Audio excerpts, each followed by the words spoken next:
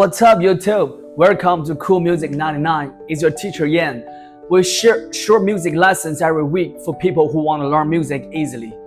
Lessons about guitar and piano and more. So please consider subscribing our channel to learn free lessons about music and life in general. So take a look. This is a book written by the bassist of Blink-182, F-A-H-R-E-N-H-E-T-I-IT 182. This memoir is perfect for busy people.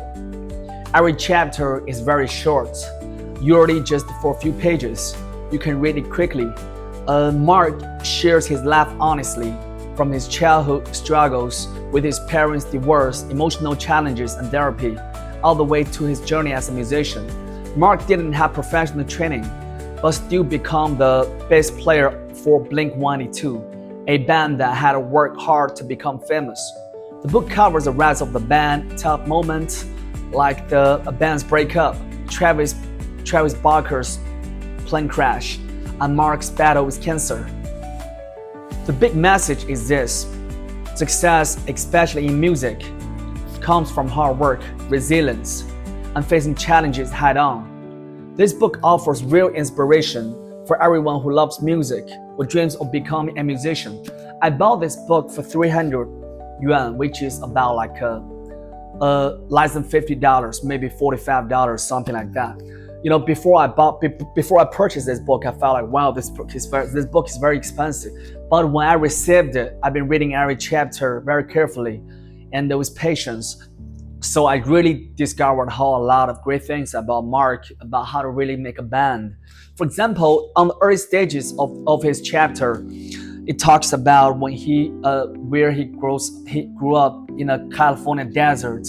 So, came up with upbringings of family issues. For example, his dad with his mom have family problems.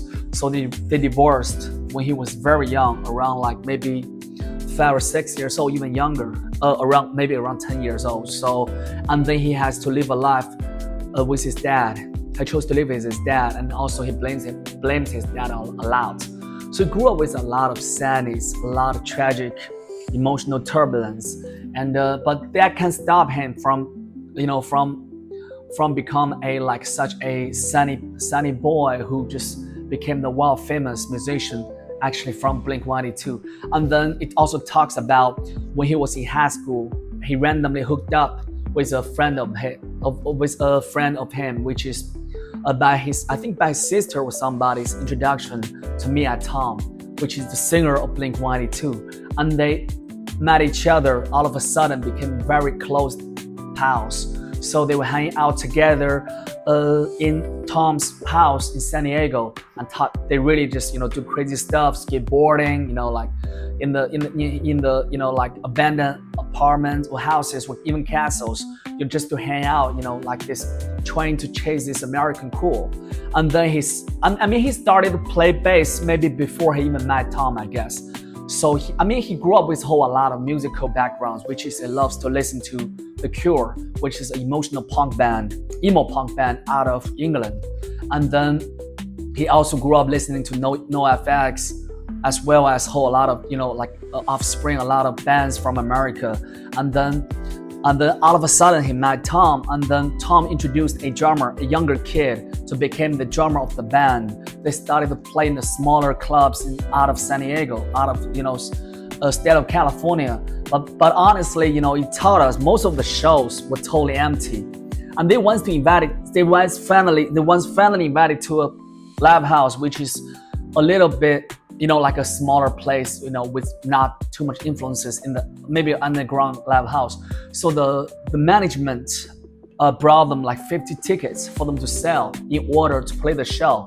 And then when they started the show, they bought the 50 tickets right back to the venue, which is only because the band wouldn't be able to sell one single ticket. Think about that. Me as myself, owning a music shop out here in downtown Beijing and trying to give music lessons. I used to also have a band which is called Rustic. We toured in America. Of course, it's much smaller than it sounds. We played in South by Southwest. We also played the global battle of the bands out of UK. Honestly, it seems like we won the global battle of the bands But we're only battling with the younger bands, the smaller bands. Even the winning out of the. But I used to just hate ourselves. Like we were winners of the global battle of the bands. But why we're now like as recognized as the way we want it to be. But after reading this book, I just discovered actually nothing. I mean, there's no luck. I mean, nothing's free in this world. You just have to earn it. It's even like this world's biggest American pop punk band. I mean, they're bigger. I mean, at least they're bigger than those Korean pops. To me, I think they're big. Definitely from a world angle, they're definitely bigger than G-Dragon, stuff like this. So, but they were also suffered and worked real hard to really become somebody. So it just taught us, we just have to stay grounded and really just have to respect our humble beginnings. Just doesn't stop blaming everything.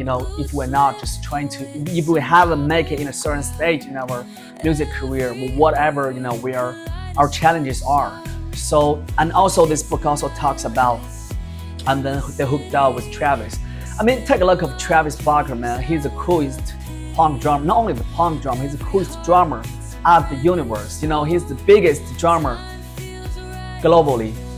Take a look at him, man. I mean, he claps with a lot of top rappers out of America, and he also was the bass player, and also the drum player of Travis, of Transplants. You know what I mean? So he's the king drummer out of America in the punk scene. Not only underground, but also, mainstream. Even him used to be a trash guy. He grabbed trash, man, before he joined Blink-182. You know what I mean? So that makes me finally realize there's no one to blame, not even ourselves. So, and also, talks about when Mark diagnosed with cancer. You know what I mean? So the world is a harsh and brutal place. But through hard work and patience, we can definitely catch or grab what we really want in this life. Thank you guys so much. If you are a struggling musician like myself, if you want your music to be heard, if you want to play like a bigger stage, Coachella, or maybe play in a venue full of like your fans, maybe like 20 maybe like 2,000 fans or something like that. We just have to start it from the we just have to get things started. Never give up, keep on working our crafting our art. Just get better at it. Thank you guys so much. So if you guys like this video, please consider subscribe. We will share short lessons for free about guitar, drums, and piano. Maybe even Chinese, because I'm a native Chinese. If you guys want to learn Chinese or anything, please hit the comments or consider subscribing our channel. Thank you guys so much. I will see you guys in the next video. Bye.